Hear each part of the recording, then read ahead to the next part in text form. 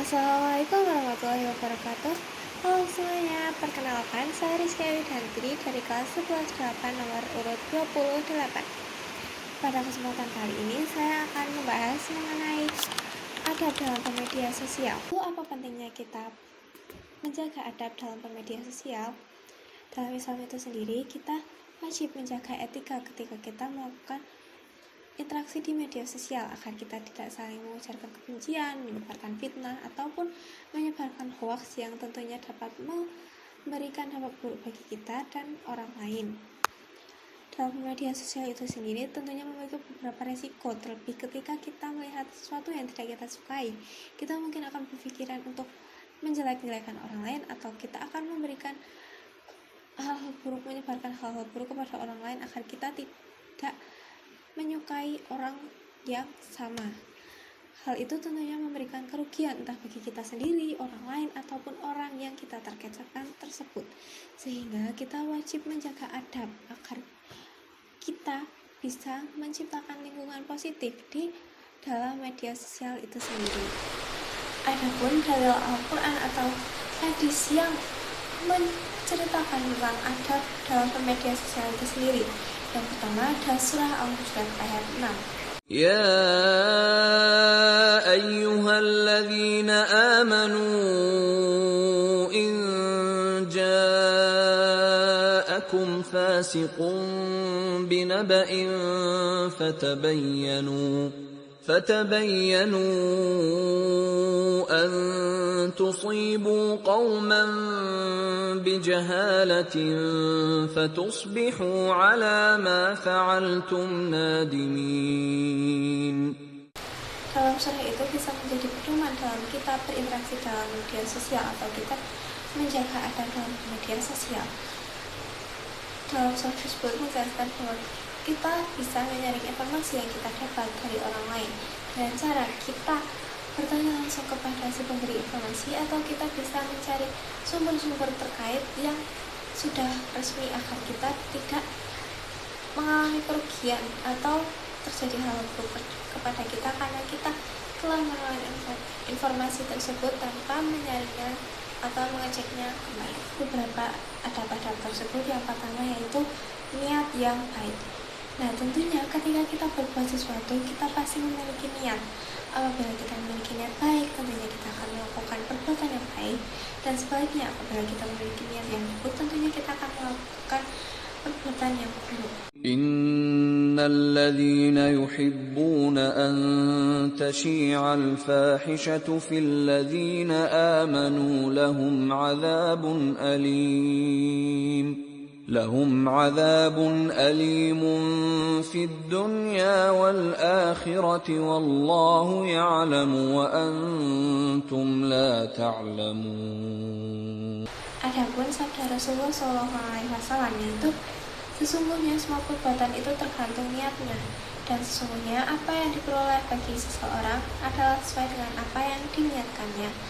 HR Muslim. Nah, yang kedua itu sendiri ada memilih teman yang baik. Selain dalam lingkungan sosial di dunia nyata, dalam dunia digital atau dalam media sosial pun kita juga perlu memilih teman yang baik agar kita bisa menjadi lebih baik lagi. Nah, dalam media sosial pilihlah teman yang baik untuk menjalin silaturahmi, untuk saling berbagi informasi dan saling berkomunikasi. Apabila teman di media sosial yang mengajak pada sesuatu yang bertentangan dalam syariat Islam dan norma sosial, kita harus berani menolaknya.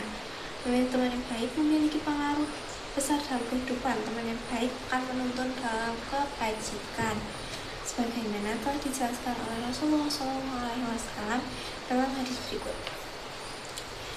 Dari Abu Musa RA dari Nabi Muhammad SAW bersabda, merupakan teman duduk yang baik dan teman duduk yang buruk adalah seperti penjual minyak misik yang wangi dan seorang pandai besi. Penjual minyak misik terkadang ia menawarkan minyaknya, dan terkadang ia akan menjualnya kepadamu, dan terkadang kamu akan mendapatkan aroma wanginya. Adapun pandai besi ada kalanya ia akan membakar pakaianmu, dan ada kalanya kamu akan mendapatkan bau yang tak sedap. Hadis riwayat Al-Bukhari. Yang ketiga ada meneliti fakta atau kebenaran informasi yang diterima. Saring sebelum sharing itu adalah sebuah prinsip ketika kita mendapatkan informasi entah dalam bentuk video, teks ataupun foto. Karena kita tentunya tidak akan menerima informasi atau yang bohong-bohong. Tentunya kita butuh sesuatu informasi yang positif dan bermanfaat bagi kita.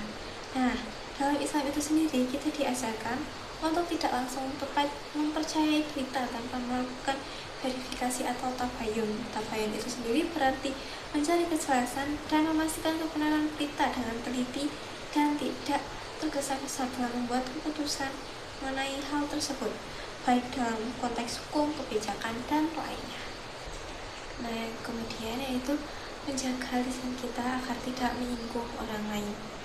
Nah, kita tidak seharusnya menyebarkan kata-kata yang mengolok-olok orang lain ataupun yang dapat menyinggung orang lain, karena hal tersebut bisa saja menimbulkan kontra antara orang tersebut, dan kita juga bisa saja menimbulkan konflik karena kita menyebarkan berita bohong. Seperti dalam surah Al-Hujurat ayat 11 itu, wahai orang-orang beriman, janganlah suatu kaum mengolok-olok kaum yang lain, karena boleh jadi kalau mereka yang diolok-olokkan itu lebih baik daripada mereka yang mengolok-olok. Dan jangan pula perempuan-perempuan yang mengolok-olok perempuan lain, karena boleh jadi perempuan yang diolok-olok itu lebih baik daripada perempuan yang mengolok-olok. Janganlah kamu saling mencela dan saling memanggil dengan julukan yang buruk. Seburuk-buruk panggilan adalah panggilan fasik setelah beriman. Siapa yang tidak bertobat, maka itulah orang-orang yang zalim. Maka dari itu, kita tidak seharusnya saling mengolok-olok orang lain, karena kita bisa saja kita lebih buruk daripada orang yang diolok-olok tersebut. Jadi, daripada kita mendapatkan hal buruk tersebut, lebih baik kita menjaga lisan kita dan hati kita agar tidak menyakiti hati orang lain. Nah, di antara perilaku tersebut tentunya apabila kita melakukannya dengan niat yang baik, kita akan mendapatkan hikmah. Apa saja di antaranya? Yang pertama adalah menjaga reputasi dan kehormatan diri. Dan kita menjaga diri kita untuk tidak memperburuk orang lain. Tentunya kita juga dapat menjaga diri dengan bersikap bijak dalam media sosial. Seseorang dapat menjaga citra diri dan menghindarkan hal-hal yang merugikan.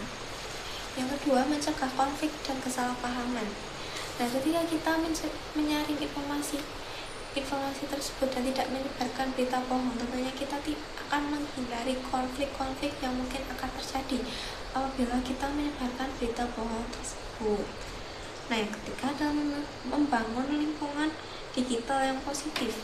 Dan kita menjaga diri dan kita menciptakan aura yang positif di lingkungan digital tersebut, orang-orang juga akan ikut dan terpengaruh dan mengikuti perilaku yang kita lakukan di lingkungan digital tersebut, sehingga orang-orang juga ikut dalam membangun lingkungan yang positif dalam kehidupan digital tersebut.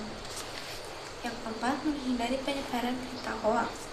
Mematuhi adab dalam media sosial berarti berusaha menyaring informasi sebelum membagikannya agar tidak menyesatkan orang lain.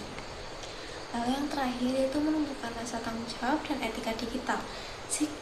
Jika bijak dalam menggunakan media sosial, membantu seseorang memahami dampak dari setiap unggahan dan interaksi yang dilakukan. Nah, jadi itu semua materi tentang adab dalam media sosial yang dapat saya sampaikan.